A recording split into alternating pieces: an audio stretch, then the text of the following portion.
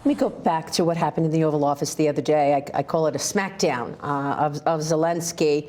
It looked really rough, but then again, at the end of the day, you may have your deal back. So was that all the art of the deal, or what specifically ticked you off? Well, you know, he was able to, it was like taking candy from a baby, what he did. He's a smart guy, and he's a tough guy.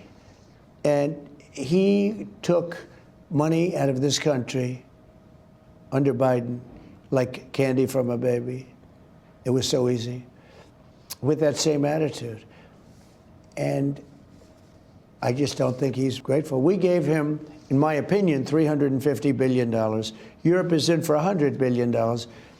We gave him $350 billion, and he's talking about the fact that they have fought, and there's a bravery because somebody has to use the weapons. But without those weapons, don't forget, I was the one that gave him the javelins that was able to knock down all the tanks.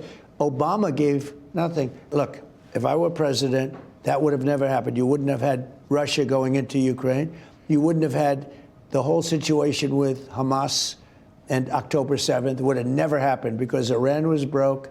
They had no money. They weren't giving it to Hamas or Hezbollah or anybody else.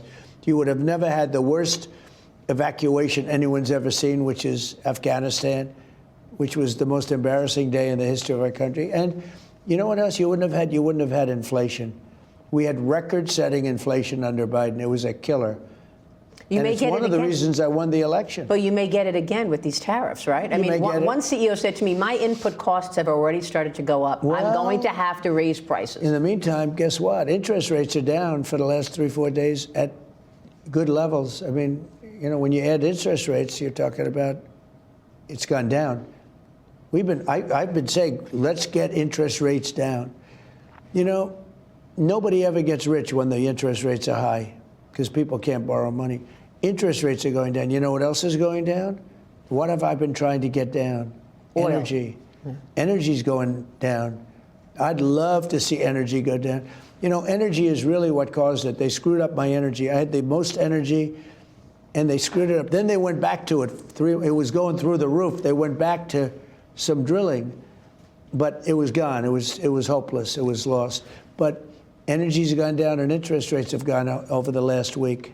That's a big thing. I love that. Do you expect Zelensky to come back? Do you expect to do that rare earth minerals deal? Yeah, I think so. I think it'll happen. Are you sure there's the content that you think there is there? Because some people were questioning if, in fact, there is the, you know, the titanium and the lithium, all those the rare earth minerals. Do you think it is rich with those things? Well, I do. I mean, I've had it checked. By the best.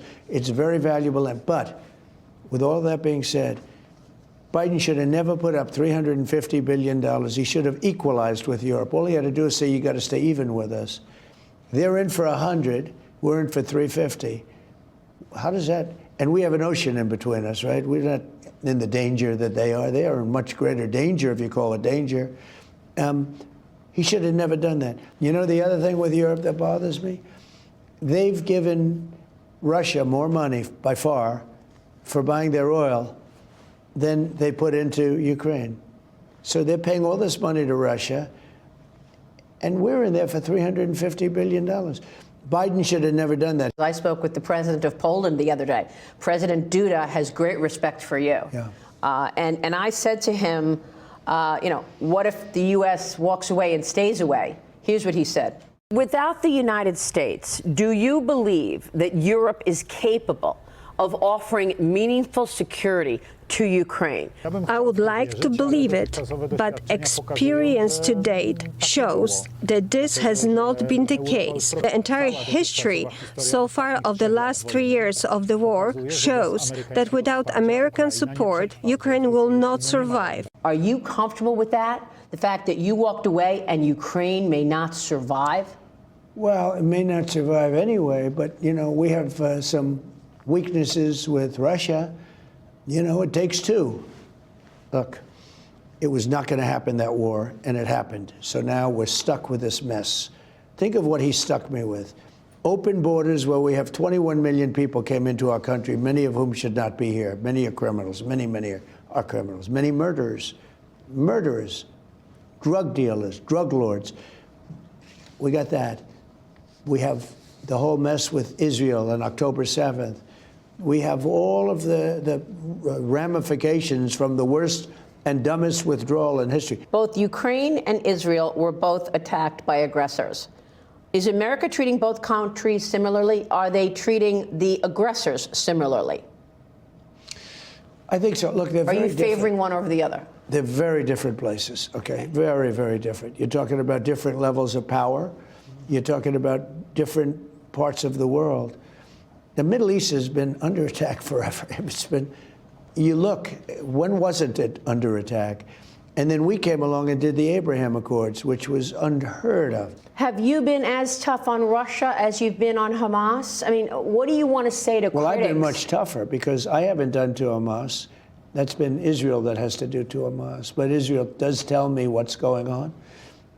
I think I've been very tough to Russia. Tougher than anybody's ever been to Russia, if you think about it. First of all, we had the Russia hoax, which was a very bad thing, could have led to a war. And that was started by Schiff and all these lowlifes. I know. They're total lowlifes. And it was a fake deal, the 51 intelligence agencies. It was, I took all their passes away. They can't participate anymore. These guys know it came from Hunter Biden's laptop from hell, which came from his bathroom and or his bedroom, okay? Not a pretty sight. But this was a Hunter Biden thing. They said it was from Russia. No, I've been very tough. Remember this, I'm the one that stopped the Russian pipeline, Nord Stream 2. I stopped it. Biden came in and he approved it. I'm the one that put sanctions on Russia. I'm the one that gave the javelins against Russia. No, I've been very tough, but I got along well with Putin.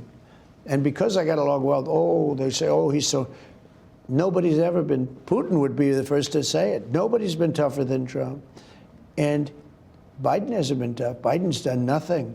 He was a weak, pathetic man. So is there anything else you want to say to the critics who say you chose a side in the Ukraine-Russia story, and that's Russia? Because, you called Zelensky a dictator and you had the fight.